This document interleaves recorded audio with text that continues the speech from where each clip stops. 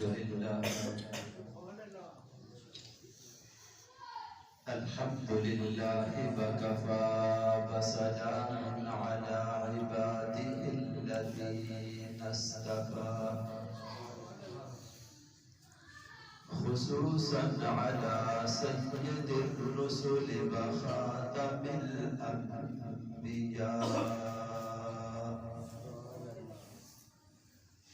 وعلى آله وأصحابه الأتقياء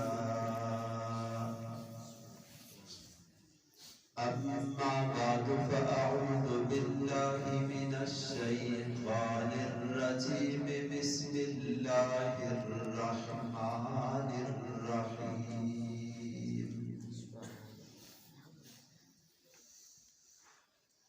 وسيجنبها الأتقى الذي يؤتي ماله يتزكى وما لأحد عنده من نعمة تجزى إلا ابتغاء وجه ربه الأعلى ولسوف يرضى آمنت بالله صدق الله العظيم وبلغنا رسوله النبي الأمي الكريم ونحن على ذلك لمن الشاهدين والشاكرين والحمد لله رب العالمين.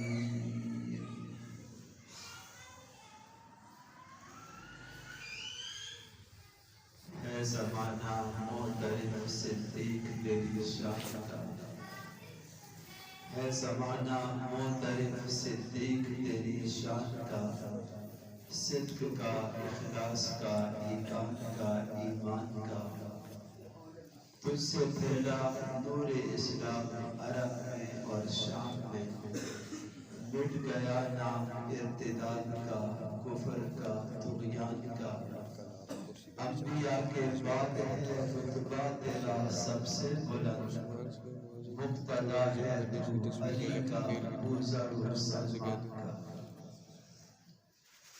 جس کو صدیق ذات خدا نے کہا، جس کو صدیق ذات خدا نے کہا اور صدیق ہی مصطفیٰ نے کہا، اس کو صدیق ہی مرتضیٰ نے کہا، یوں ہی صدیق سب اولیاء نے کہا، میں بھی کہتا ہوں صدیق صدیق ہے، جو نہ صدیق مانے وہ صدیق ہے۔ انتہائی قابل ساتھ احترام حضرات علماء کرام، ہمارے محسن پاسبان ملت کے جرنیل اور آپ کی اس مسجد کے امام و خطیب حضرت مولانا مفتی پیر محمد عبداللہ ہاشمی صاحب، اللہ تعالیٰ ان کی اس گلشن کو ہمیشہ آباد رکھے۔ انہوں نے ہمیشہ ایسے موقعوں پر آگے بڑھ کر اپنے آپ کو، اپنی مسجد کو، اپنے علاقے کو پیش کیا۔ پاسبان ملت پاکستان جو ہماری تنظیم ہے، اس جماعت اور تنظیم کا جب بھی کوئی ایسا موقع آتا ہے تو حضرت ہاشمی صاحب اللہ ان کی زندگی میں برکت دے، اپنے آپ کو پیش کرتے۔ آج کا یہ جو ہمارا پروگرام ہے، خلیفہ اول بلا فصل سیدنا ابوبکر صدیق رضی اللہ تعالیٰ عنہ کی شان، مقام اور مرتبے کے حوالے سے، چونکہ آج 22 جمادی الثانیہ ہے، 22 جمادی الثانیہ سن 13 ہجری میں خلیفہ اول بلا فصل سیدنا ابو بکر صدیق کی وفات کا واقعہ پیش آیا ہے۔ اس حوالے سے جماعت الثانیہ کے اس مہینے میں مختلف جگہوں پر پروگرام ہوتے ہیں، تو آج کا یہ ہمارا پروگرام اسی حوالے سے خلیفہ اول کا تعارف اپنے نئی نسل کو کرانا ہماری ذمہ داری ہے کہ ہم انہیں بتائیں کہ ہمارے اسلاف کون تھے، ہمارے بڑے کون تھے، انہوں نے اسلام کے لیے کس طرح قربانیاں دی۔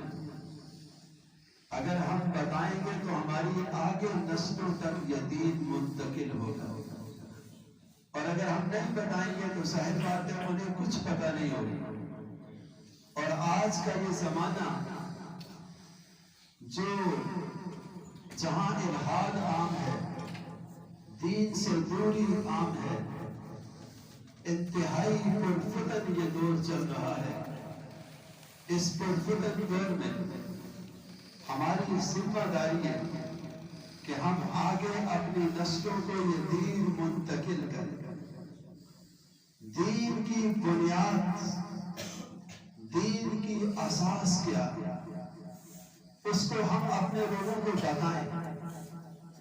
جب آخری پیغمبر حضرت محمد رسول اللہ صلی اللہ علیہ وسلم مبعوث ہوئے تو ان کے پہلے شاگرد کون تھے؟ کن لوگوں کے ذریعے سے یہ دین ہم تک پہنچا، یہ کلمہ ہم تک پہنچا، نماز ہم تک پہنچی، یہ جو شریعت آج جس پر ہمیں فخر ہے، یہ شریعت ہم تک پہنچی، قرآن ہم تک پہنچا، اور یہ جتنی بھی اخلاقیات ہم تک پہنچی ہیں، یہ سب کی سب اس آخری پیغمبر کا پیش کردہ دین ہے۔ لیکن پیغمبر نے کن کے سامنے پیش کیا؟ وہ پہلے شاگرد کون تھے؟ جن لوگوں نے پیغمبر سے دین کو لیا اور پھر آگے امت تک پہنچایا۔ یہ ہماری ذمہ داری ہے کہ ہم اپنے نسل نو کو اس سے آگاہ کریں، ان کو بتائیں کہ ہمارے بڑے کون تھے۔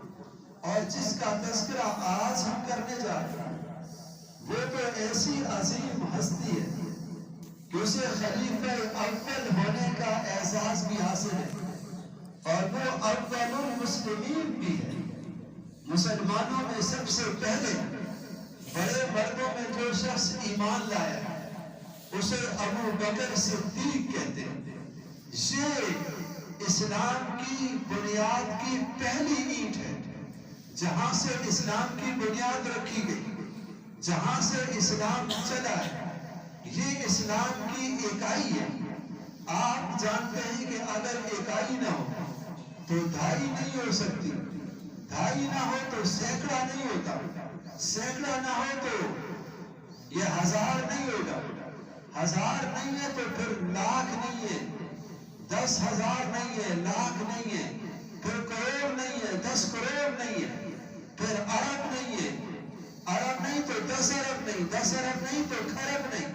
یہ ساری گنتی آپ کی جو شروع ہوتی ہے یہ اکائی سے شروع ہوتی ہے۔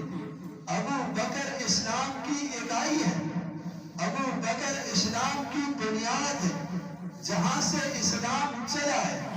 آج اگر ہم مسلمان ہیں، آج اگر آپ مسلمان ہیں، آج دنیا میں اربوں مسلمان ہیں، تو اس کی بنیاد ابو بکر صدیق ہے، ابو بکر اس کی بنیاد ہے۔ لیکن ہم اپنے بڑوں کو تو ظاہر بات ہے وہ تو بڑے ہیں، ان کو بھی بتائیں گے، لیکن بچوں کو کم از کم اس بات کی آگاہی دیں کہ اسلام کی بنیاد کیا ہے۔ اسلام کی بنیاد ابو بکر، ابو بکر نے پیغمبر اسلام کا اس وقت کلمہ پڑھا جب کوئی کلمہ پڑھنے والا نہیں تھا۔ اللہ کے رسول صلی اللہ علیہ وسلم نے جب کلمے کا آغاز کیا تو حضور صلی اللہ علیہ وسلم نے لوگوں کو دعوت دی۔ جب دعوت کا آغاز ہوا تو لوگوں نے طرح طرح کی باتیں کی کسی کو حضور کلمہ پیش کرتے تھے تو وہ آگے سے حجت کوئی نہ کوئی رکھتا تھا کہ یہ جو کلمہ آپ پیش کر رہے اس کلمے کی حقیقت کیا ہے؟ ہمارے بڑوں کا دین اس سے متصادم ہے۔ آپ جو لا کی تلوار چلا رہے، آپ سارے ہمارے معبودوں پر لا کی تلوار چلا کر ایک اللہ کا تذکرہ کرنا چاہتے ہیں۔ یہ تو ہمارے صدیوں سے چلا آ رہا جو دین ہے اس کے خلاف ہے۔ کوئی کہتا تھا کہ اچھا اگر آپ سچے تو ہم حالات و واقعات کو دیکھیں گے، اس کے بعد آپ کا کلمہ پڑھیں گے۔ لیکن ابو بکر وہ ہے کہ جس نے جب کلمہ پڑھا تو اس نے کوئی مطالبہ نہیں کیا، اس نے کوئی بحث نہیں کی، اس نے کوئی مناظرہ نہیں کیا، اس نے جواب میں کچھ کہا نہیں۔ پیغمبر اسلام کے ساتھ ابو بکر کی دوستی زمانہ جاہلیت سے چلی آ رہی تھی، جب اسلام کا نام و نشان نہیں تھا، حضور کو نبوت نہیں ملی تھی۔ اس وقت بھی ابو بکر پیغمبر اسلام کے ساتھ دوستی رکھتے تھے، تعلق رکھتے تھے۔ جب اللہ کے رسول نے کلمہ پیش کیا تو ابو بکر نے جواب میں یہ نہیں کہا کہ میں سوچوں گا، میں والدین سے پوچھوں گا، میں اپنی برادری سے مشورہ کروں گا، کوئی بھی بات نہیں کی۔ پیغمبر نے دعوت پیش کی، ابو بکر نے کہا ہاتھ بڑھائیے، میں آپ کے ہاتھ پر بیعت کر رہا ہوں۔ اور اللہ کے رسول نے اس بات کو خود بیان کیا اور ایسے بیان کیا کہ ساری امت کو کہا کہ دیکھو ابو بکر کا خیال کرو، یہ وہ ہے کہ جس نے میری ایک دعوت پر کوئی لب کشائی نہیں کی، فوری طور پر کلمہ پڑھا۔ حضور نے فرمایا ما کلمت احدا فی الاسلام الا ابا وراجعنی فی القول الا ابن ابی قحافہ قبلہ واستقام علیہ۔ میں نے جس کو اسلام کی دعوت دی اس نے کوئی نہ کوئی مطالبہ ضرور کیا، اس نے کوئی نہ کوئی بحث ضرور کی، اس نے کوئی نہ کوئی تذکرہ ضرور کیا کہ میں برادری سے پوچھوں گا، میں رشتہ داروں سے پوچھوں گا، میں لوگوں سے مشورہ کروں گا۔ لیکن ایک ابو بکر ایسا ہے کہ اس نے اسلام بغیر کسی بات کے جب میں نے پیش کیا، ابو بکر نے فوراً مانا اور اس کے بعد واستقام علیہ، آخری وقت تک اس پر قائم بھی رہا، ڈٹا بھی رہا۔ مشکلیں آئیں، پریشانیاں آئیں، سب کو برداشت کیا لیکن میرا ساتھ نہیں چھوڑا۔ یہ وہ ابو بکر جو سب سے پہلے اسلام لایا، بڑے مردوں میں سب سے پہلے اسلام لانے والا اور پھر ہمیشہ اس پر قائم رہنے والا۔ یہ نہیں ہے بسا اوقات لوگ آپ ہی جانتے ہیں، کسی تحریک کا حصہ بھی بن جاتے ہیں، لیکن جب وہ مشکلات دیکھتے، پریشانیاں دیکھتے تو پھر وہ ضرور سوچتے کہ مجھے کیا کرنا چاہیے، اب مجھے اس کے ساتھ مزید چلنا یا مجھے سیاست سے علیحدگی اختیار کرنا۔ آج کل کر رہے ہیں یہ جو ہمارے پی ٹی آئی والے تھے، روزانہ پریس کانفرنس سے آپ دیکھ رہے ہیں، اگر اتنے ہی سچے تھے اور ہمارے عمران خان اتنے ہی اچھے تھے جس کے یہ اتنے نعرے لگاتے تھے، اب کیوں پریس کانفرنس کر، اب کیوں اس سے علیحدگی کا اعلان کر؟ اللہ کے پیغمبر نے فرمایا ابو بکر نے جب میرے ساتھ نسبت چھوڑ دی تو اس کے بعد پھر کبھی بھی اس کے دل میں شک اور تردد کی بات نہیں ہے۔ ابو بکر پھر اس پر ڈٹے رہے، قائم رہے، مشکل آئی برداشت کی۔ ایک موقع پر اللہ کے رسول صلی اللہ علیہ وسلم بیت اللہ میں داخل ہوئے، سردار بیٹھے ہوئے اور مشورہ یہ چل رہا ہے کہ جب سے یہ محمد بن عبداللہ آئے ہیں انہوں نے ہمیں آپس میں لڑا دیا، بھائی بھائی کا دشمن ہو گیا، بیٹا باپ سے منحرف ہو گیا، اولاد اپنے ماں باپ کی بات نہیں مانتی، لوگ ان کے ساتھ جڑ گئے، لوگ ان کے ساتھ اپنے آپ کو جوڑ چکے ہیں، تعلق قائم کر چکے ہیں۔ کسی طرح کوئی ایسی صورت ہو اس کا راستہ روکا جائے، لوگ اپنے باپ دادا کے دین پر دوبارہ کھڑے ہو، آپس میں بڑے بڑے سردار مشورہ کر رہے ہیں۔ اسی دوران اللہ کے پیغمبر بیت اللہ میں داخل ہوئے تو ایک دم وہ بکھرے ہوئے پہلے ہی تھے، تو ایک دم وہ سامنے آ کر کہنے لگے، محمد کیا آپ بھی ہمارے خداؤں کی توہین کرتے ہیں؟ آپ کہتے ہیں جو 360 ہم نے اس بیت اللہ میں رکھے ہوئے یہ کسی نفع نقصان کے مالک نہیں ہے، یہ کوئی دستگیر نہیں ہے، یہ کوئی بگڑی بنانے والے نہیں ہیں۔ آپ یہ کہتے ہیں کہ صرف ایک اللہ سب کچھ کرتا ہے۔ حضور نے فرمایا ہاں میرا یہی دعویٰ، یہی میرا پیغام ہے۔ مشرکین نے پیغمبر اسلام کو پکڑ کر سرداروں نے مارنا شروع کیا، حضور کے گلے اقدس میں ایک چادر ڈال کر گھسیٹنا شروع کیا۔ لوگوں نے حضرت ابو بکر سے کہا، ابو بکر ذرا اپنے دوست کی خبر تو لو کہ بیت اللہ میں ان کے ساتھ کیا ہوگا۔ مشرکین کے سرداروں نے پکڑ لیا، مار رہے۔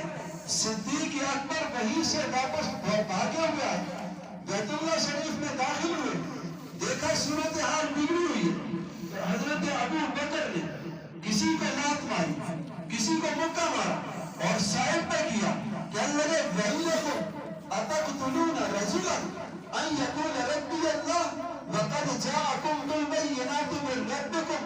تم تباہ ہو جاؤ، برباد ہو جاؤ، کیا میرے پیغمبر کو اس لیے مارنا چاہو کہ وہ یہ کہتا ہے کہ اللہ کے سوا کوئی معبود نہیں اور وہ اس پر واضح دلائل بھی رکھتا ہے، تم اس لیے اس پیغمبر پر ظلم اور تشدد کر رہے ہو۔ پیغمبر علیہ السلام کو چھڑایا، حضور تو چھوٹ گئے، لیکن مشرکین نے ابو بکر کو پکڑ لیا، مارنا شروع کیا، مار مار کر بے ہوش کر دیا۔ ابو بکر بے ہوش ہو کر گر پڑے۔ خاندان کے لوگ آئے، بنو تیم کے لوگ آئے، اٹھا کے گھر لے گئے۔ ابو بکر گھر پہنچے بے ہوشی کے عالم میں، رات گئے۔ جب حضرت ابو بکر کی بے ہوشی ختم ہوئی، ہوش میں آتے ہیں تو ہوش میں آنے کے بعد ماں سرہانے بیٹھی ہوئی ہے، خاندان سارا انتظار کر رہا ہے۔ تو ماں نے کہا بیٹا تم پورا دن بے ہوش رہے اور زخموں سے چورو، یہ دودھ لے لو، کچھ پی لو، کچھ کھا لو۔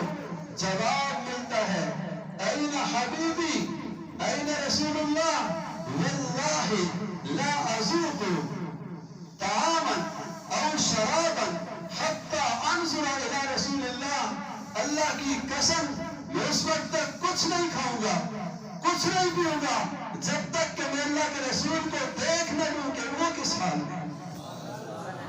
سارا خاندان بیٹھا ہے، سب کے سامنے ابو بکر یہ کہہ رہے، خاندان والے کہنے لگے اماں یہ آپ کا بیٹا آپ سے بھی باغی ہو گیا، خاندان کے مذہب کو چھوڑ چکا ہے، اب اس کی ہمیں ضرورت نہیں، ہم جا رہے۔ پورا دن یہ بے ہوش رہا، جس کی وجہ سے مار کھائی، ہوش میں آنے کے بعد پھر اسی کا نام لے رہا، یہ پھر مار کھانا چاہ رہا، تو ہم تو اس کا دفاع نہیں کر سکتے۔ سارا خاندان اٹھ کے چلا گیا۔ ابو بکر نے ماں کے کان میں کہا کہ میں نہیں کھاؤں گا، نہیں پیوں گا، مجھے لے چلو اللہ کے رسول کے پاس۔ ماں نے کہا مجھے تو نہیں پتا اللہ کے رسول کہاں ہے۔ کہنے لگے عمر کی بہن ام جمیل سے پوچھو، وہ مسلمان ہے، اس کو پتا ہے۔ ام جمیل کو ساتھ لیا اور جا کر اللہ کے رسول جو دار ارقم میں تھے، کہاں تھے؟ دار ارقم میں۔ آپ بھی دار ارقم میں بیٹھے تھے، خوش قسمتی نہیں ہے؟ اللہ کے رسول کہاں تھے؟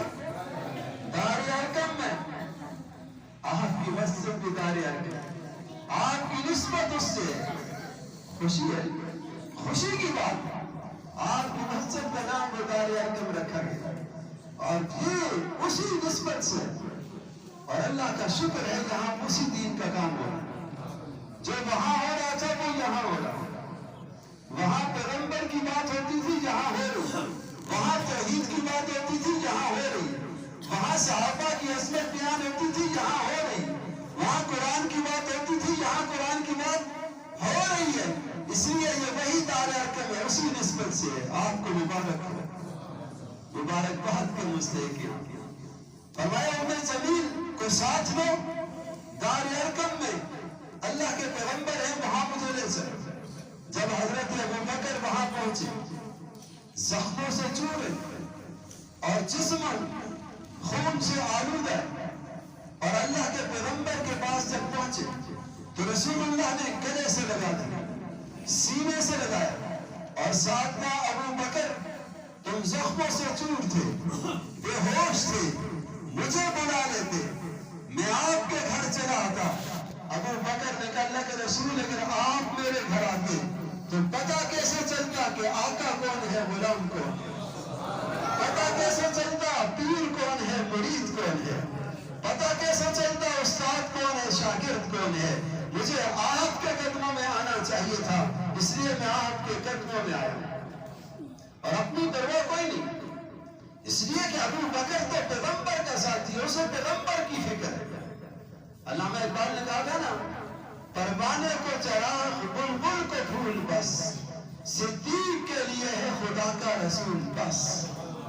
صدیق کو رسول اللہ سے پیار ہے، صدیق کو رسول اللہ کا ایسا یار ہے کہ اسے اپنی فکر نہیں، اور یاد رکھیں کہ جی جو رسول اللہ سے نسبت ہے اسی کو قیامت کے دن پرکھا جائے گا، میرے اور آپ کے اعمال پر بحث ہوگی، صحابہ کے اعمال پر بحث نہیں ہوگی، صحابہ کی نسبت دیکھی جائے گی، رسول اللہ کے ساتھ کیوں نہیں تھی، رسول اللہ کے ساتھ جو نسبت تھی اسے دیکھا جائے گا، اعمال نہیں دیکھے جائیں گے اس کے اعمال کتنے۔